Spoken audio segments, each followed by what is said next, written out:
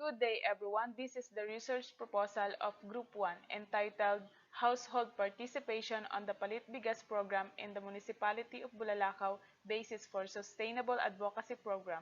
The researchers are Judy-an Minorca, Charlene N. Del Rosario, Irene B. Alvarez, Madel B. Luarca, Melody B. Bosio, and Research Advisor Casey H. Nuestro. To present the introductions of this research proposal, here are Miss Luarca and Miss Alvarez. Spoiling the environmental conditions, existence of infectious diseases to human health and loss of biodiversity are the major problems produced by waste, and the waste are unwanted or unusable materials. On the other hand, these are any substance which are discarded after primary use or is worthless, defective, and of no use. American Veterinary Medical Association (ND). Along with that, according to TSEU 2021, waste generation has increased massively around the world in recent decades. By 2050, worldwide municipal solid waste generation is expected to have increased by roughly 70% to 3.4 billion metric tons. This is due to several factors such as population growth, urbanization, and economic growth, as well as consumer shopping habits around the world. In the Philippines, every year Filipino produce millions of tons waste. This is increasingly becoming a major issue in the country, according to the latest Solid Waste Management Stats report. It is it is approximately estimated that annual waste produced in the country is at 18.05 million ton. UNESCOP organization Indy by 2025 solid waste generation of the Philippines is expected to become 776 tons daily. Most of this waste, 57% that Filipinos generate, came from residential resources recorded from across in all provinces in the country. NTNU 2021. In the province of Oriental Mindoro, waste are generated across all municipalities in the province. Municipal solid waste are generated from household offices, hotels, shops, schools, and other institutions.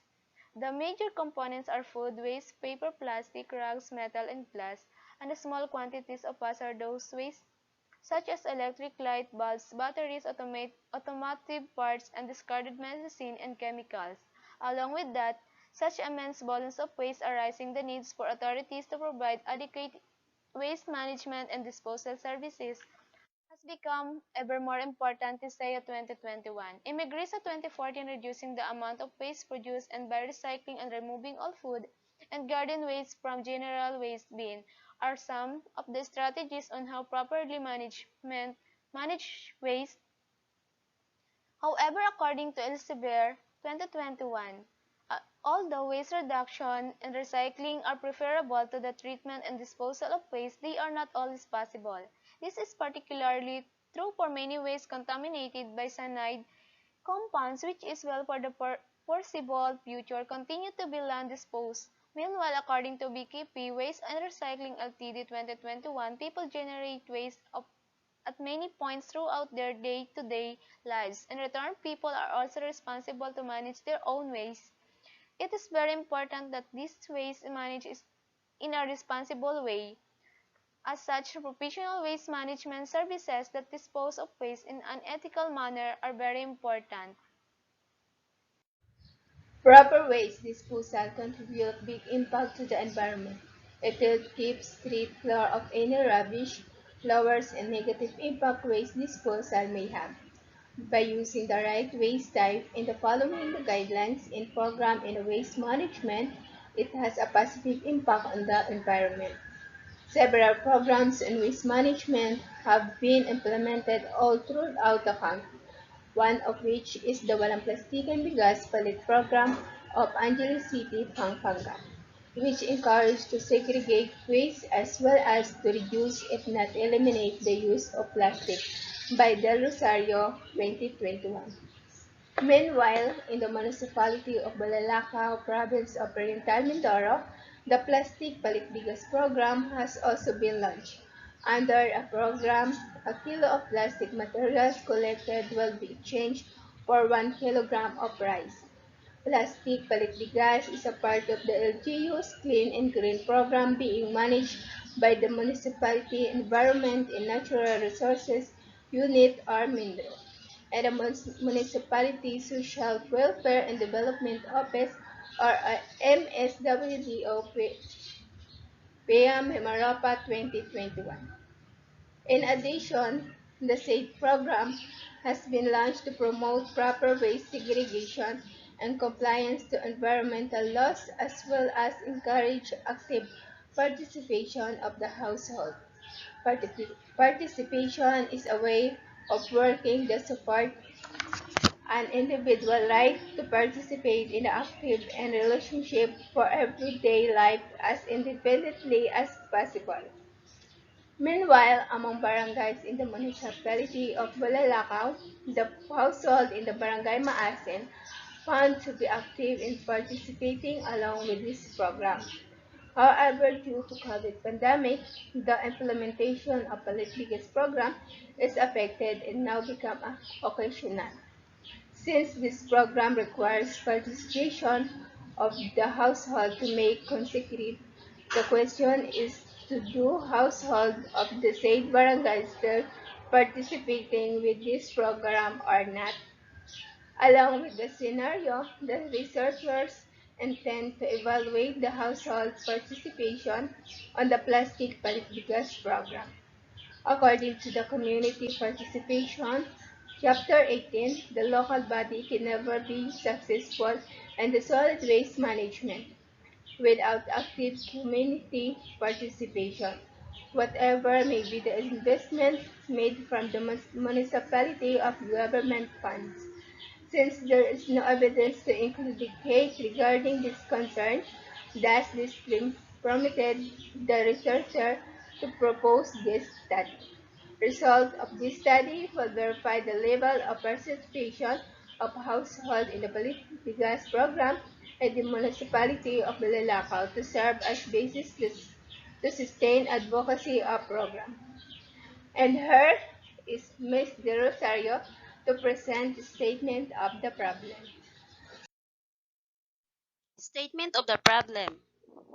This study will be conducted to determine the participation of household on the Palitbigas program in Maasin, Bulalakaw, Oriental Mindoro. Specifically, it seeks to answer the following question. 1. What is socio-demographic profile of sample household in the municipality of Bulalakaw in terms of A. Number of household members, B. Highest educational attainment of any members of the household, C. Household social class. 2. What is the level of participation of household on the Palitbigas program in the municipality of Bulalakaw in terms of A. Practice proper waste segregation, B. Compliance of environmental laws. 3. Is there any significant relationship between the socio-demographic profile and level of participation of household and the Palitbigas in the municipality of Bulalakaw? 4.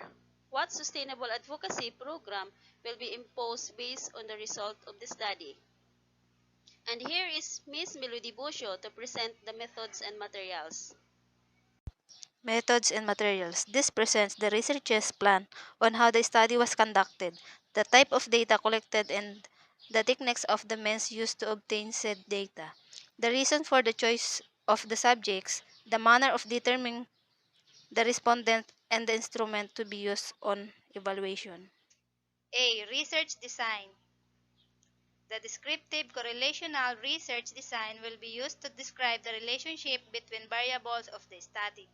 It will be used to test the measured large population of the respondents, which are the subject for quantitative type of experimentation.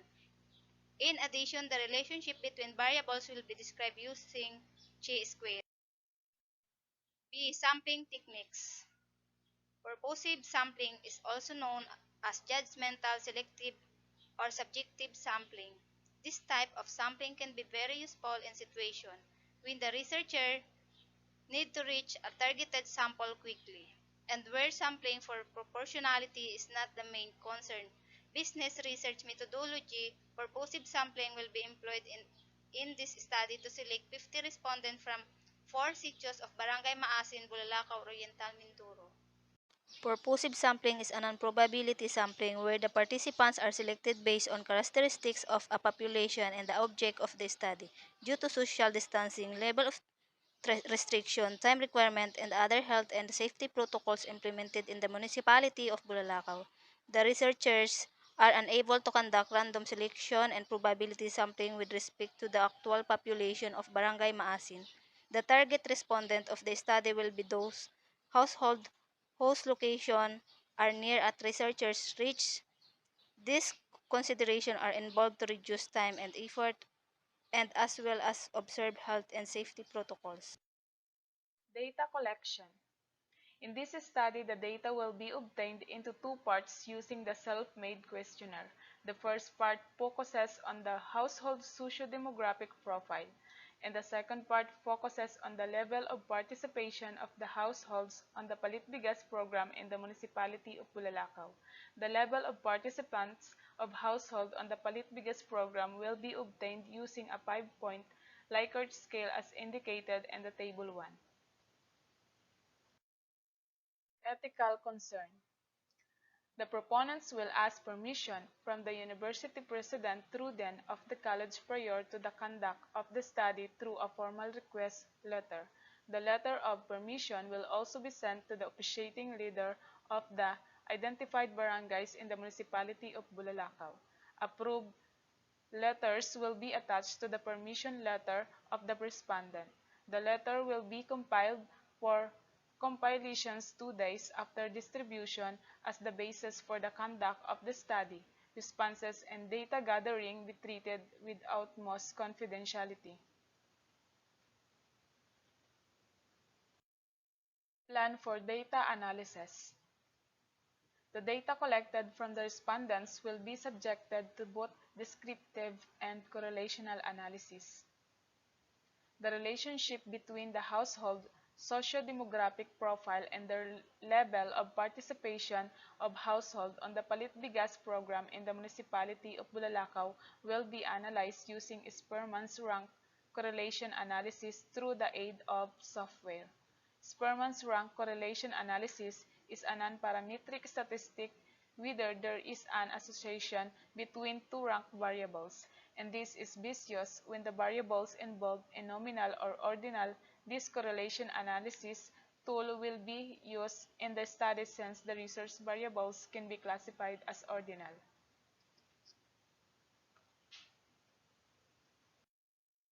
The following are the references used in this research proposal.